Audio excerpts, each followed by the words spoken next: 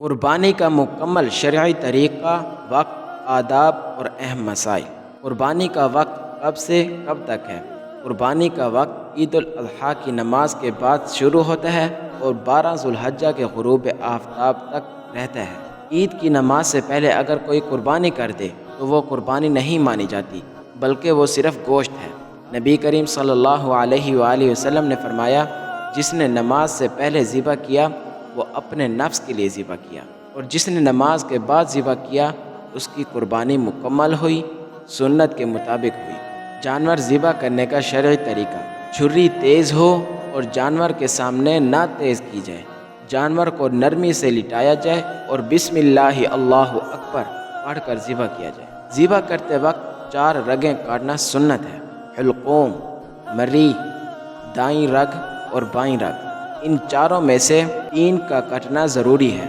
جانور کے اندر کی حرام چیزیں: یہ چیزیں حرام ہے اور نہیں کھانی چاہیے: خون، پیشاب کی تھیلی، پاخانے کی جگہ، عضو تناسل، خصیے، گردن کے پیچھے کا گدا۔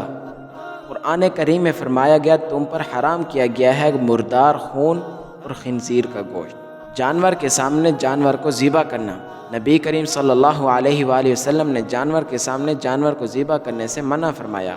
آپ صلی اللہ علیہ وآلہ وسلم نے فرمایا، تم اس کو کئی مرتبہ مارنے سے پہلے چھری کیوں نہیں تیز کرتے؟ کیا تم اسے کئی موتیں دینا چاہتے ہو؟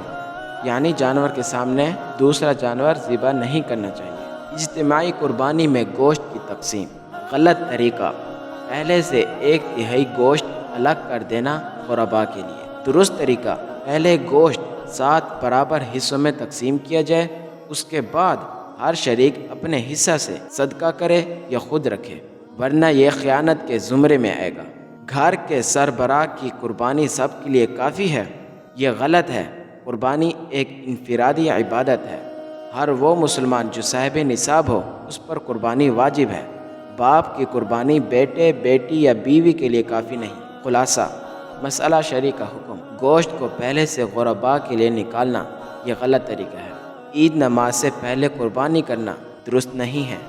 قربانی کا وقت عید نماز کے بعد تا 12 ذو الحجہ غروب آفتاب تک۔ صاحب نصاب ہر فرد کی قربانی واجب ہے۔